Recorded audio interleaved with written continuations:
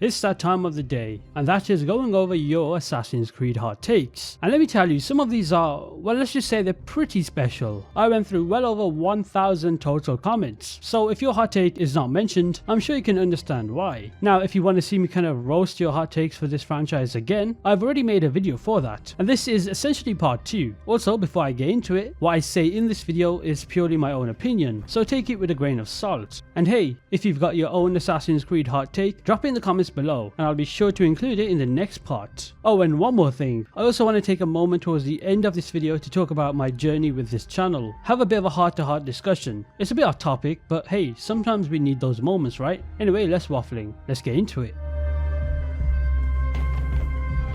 Assassin's Creed Red wins Game of the Year at the Game Awards. Okay, so as much as I would love to agree with this and say it will, I personally cannot see this happening. I mean, it's gotta compete with the likes of Dragon's Dogma 2, Helldivers 2, which is the one that's probably gonna end up winning, Final Fantasy VII Rebirth, Black Myth Wukong, Like a Dragon Infinite Wealth, and even the Elden Ring DLC. And yes, DLCs do strangely count to win Game of the Year. Assassin's Creed unfortunately is not as respected as it once was to the public, so even before the game releases, a lot of people are already writing it off. Also, the fact that it's going to be released near the end of the year affects its chances quite a lot, because people's opinions will be locked in with the earlier games that released this year. But hey, I'm going to vote for it anyway regardless. AC Red is one of the best AC games. We have yet to see gameplay, sir. I assume you mean AC Red will be. I mean, it has potential, especially with a time period such as feudal Japan, a setting we've been asking for since pretty much AC3. Now, I know, not everybody likes the RPG style of the franchise, but it's in Ubisoft's hands. All we can do is hope it's a good game. Brotherhood is meh. You know, the more the years go by and the more we stray further away from the older games, I'm slowly starting to agree, and don't blame me for this. Even though I ranked Brotherhood very high in my ranking the games video, I'm kind of starting to change my mind with that game. It's a game that, thinking of it now, is quite flawed. The story, especially towards the end, time skips too much, and years go by without any context. Rome is just 60% empty brown fields, and it's just tedious to travel around. The story is respectfully the worst in the trilogy. AC2's story is peak and so is Revelations, and honestly, just looking back at it now, it might as well just be a glorified Assassin's Creed 2 DLC. In fact, if I'm not mistaken, I'm pretty sure this game was intended to release as an expansion to that game. Wow, kind of feel offended myself saying all of that. I thought I played all 15 Assassin's Creeds until I started watching your page. There's Helix and all kinds of things, the regular Assassin's Creed sweat. I had no... Any game without a hidden blade is not a real Assassin's Creed game. Well, luckily for you, every game does indeed have a hidden blade. Shay has the best toolset for stealth. That air rifle is so satisfying to use. Wow, you know, that's a pretty solid take. The tools in Assassin's Creed Rogue are quite good to be fair, especially later on in the game when it opens up a bit more. The blowpipe, the rope dart, smoke bombs, throwing knives, and of course a hidden blade are all good for stealth. But your second point, I kind of agree and disagree with at the same time. First off, yes, the air rifle is satisfying to use. It's a big ass gun that's silent, but it's also kind of flawed in a few ways. First off, in the cinematic trailer for this game, I remember seeing it at the end of the cinematic trailer, and it kind of tricked a lot of us and misled us to think that it was an actual firearm that shot bullets. In fact, just listen to when he shoots.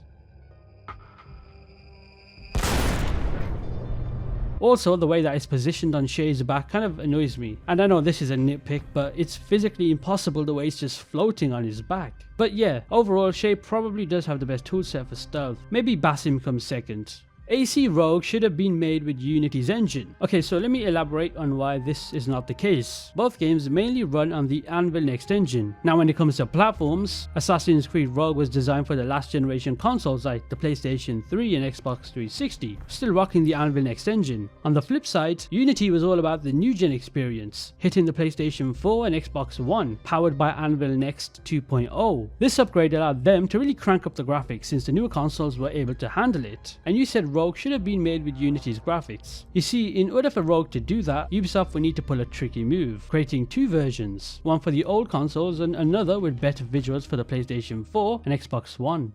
The Templars were the pragmatic good guys in Assassin's Creed 3, trying to stop what would later become Manifest Destiny. The assassins were naively dogmatic and essentially facilitated this genocide. Now just real quick, if any of you are unaware as to what the Manifest Destiny is, it's pretty much this 9th century belief among Americans that it was their divine right to expand westward across North America, often at the expense of the native people. However, the story of Assassin's Creed 3 takes place before this, but I do see what you're saying in a way. It's definitely hinted at in the game. I guess is kind of foreshadowing the eventual occurrence. The Templars have a very strong emphasis on control and order and whatnot, and in the game it does seem like they were trying to prevent the chaos that would eventually come with the Manifest Destiny. So yeah, that's a pretty good comment. Ezio is gay.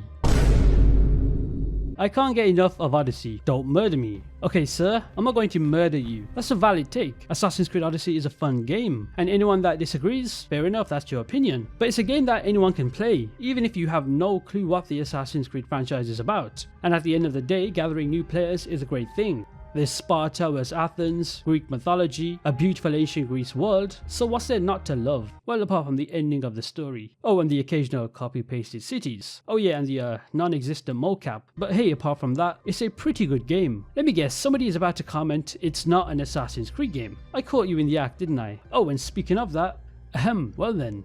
I'd have preferred Haytham to have his own game instead of Rogue being a thing. You see, I agree with this, but I wouldn't completely disregard Assassin's Creed Rogue. I'd say Rogue is a game that, as boring as it sounds, is wasted potential, and it could have been so much more, especially with the removed city, the removed Shay expanded storyline and whatnot. But as for Haytham Kenway having his own game, that would be incredible. But the problem is there's Assassin's Creed Forsaken, and it kind of interferes if this ever was the case. But yeah, Haytham deserves his own game for sure. He's one of the only Templars apart from Shay who you can actually resonate with. Desmond's dad should have died. God damn, that's a bit dark. And have Desmond retire for a while, and we see him in grief. Okay, this guy has a personal vendetta against Desmond's father. I mean, wanting to see Desmond in grief is a bit strange, I won't lie. But as for the actual comment, I feel like there's a better solution to wanting more death. Instead of Desmond and Desmond's father dying, they could have just continued the storyline on and have Gino and Minerva carry on with their storylines. I bet Ubisoft regret killing Desmond, because ever since then, the modern day has not been the best. I don't know if this is a hot take, but Watch Dogs and Assassin's Creed should have a proper crossover game instead of DLC. Oh, for sure. You know, with the amount of references, Easter eggs and just straight up similarities there are with the Assassin's Creed series inside of Watch Dogs, it should just do a crossover instead of the Darcy DLC character. I'd love to somehow see the likes of Sean Hastings in the world of Watch Dogs. That would excite me, but unfortunately, it's too late for that. If you don't know by now, the Watch Dogs franchise has supposedly been abandoned by Ubisoft after Watch Dogs Legion just flopped, which is unfortunate. Evie Fry is the stealthiest assassin we have seen for now, and I'm not including that weird superpower to become invisible when being still in this statement. Now this is a pretty good hot take, especially for a debate. I mean, let's see, who is the stealthiest assassin? I mean, if we're talking lore-wise and not exactly what we see in the game, then Altair is for sure number one. But as for actual gameplay, I'd honestly say it's between Arno and Evie. Both are incredible for stealth, Evie because she's nimble, and she was essentially marketed as the stealthiest sibling between Jacob and her, and Arno because in Unity, this was one of the only games in the franchise that was heavily emphasized on stealth. Actually, you know what, I'd even go with Basim as well. It's between those three, but it's a pretty good discussion to have. Assassin's Creed games were not stealth games up until Unity. You could even crouch before them.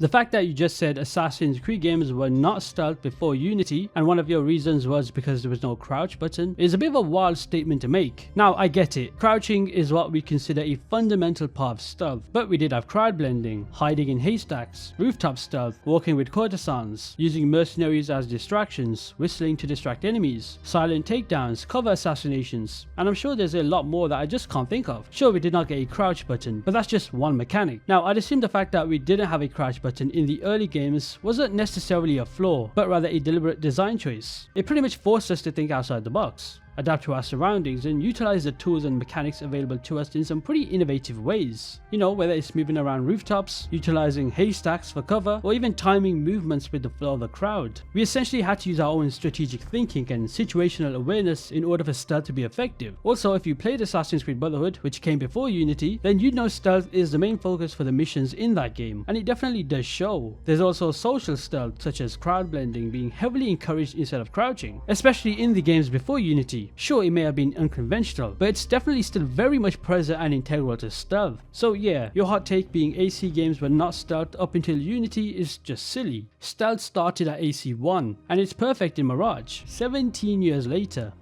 Using Da Vinci's machines was a great thing, especially the tank mission. Now this is a pretty good comment. I agree 100%. The Da Vinci inventions in Brotherhood were very fun. Yes, the 100% sync for some of them may have been a bit outrageous, like not taking damage in the tank mission, but it's the idea of just having Leonardo da Vinci, one of the greatest inventors, painters, and overall geniuses implemented into the franchise that's so cool to me. That's the history side of the series that this game does well in, and I'll always give credit to Ubisoft for that. What sold the hype over Altair? He did nothing. The double blades are easy and the air is simple? What? Okay, I don't really know what that last part of the comment is trying to say, but let's not discredit Altair's importance to the lore of the franchise. He's the pioneer to everything. Altair essentially refined the entire creed. He discovered a lot and made inventions that straight up changed the progression of the Brotherhood. Plus, he was not just sitting around twiddling his thumbs. He spent his whole life studying the Apple of Eden. That's the reason Ezio and Desmond can pull off what they did. He also pioneered assassination techniques that became standard practice for all the generations of assassins after him. He took out somebody as important as Al-Mualim and convincingly justified his actions to the rest of the Brotherhood. He devised the hidden risk gun by studying the insights gained from the Apple. Altair pretty much rebooted the whole Assassin's Guild, bringing it back to its original status as a stealthy, under-the-radar kind of group.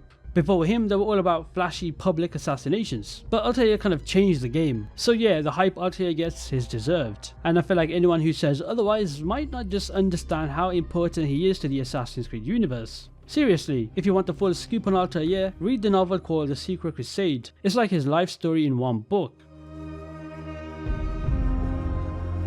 Okay, so those are your Assassin's Creed hot takes. I apologize if I did not mention yours. I had over 1,000 comments and it was hard to feature them all. Now, as I mentioned in the intro of this video, I wanted to go over my journey with this channel and have a heart-to-heart chat on everything. So I posted my first video to this channel last year on April 18th, and it's been 1 year and 1 month since. I've gained over 53,000 subscribers as of me making this video, 11 million total views. I've interacted with YouTubers I didn't even think I'd interact with, such as Master Assassin. The fact that he's watched my videos is crazy to me. There's also Fishy, who I watch on a regular basis, way before I even created videos.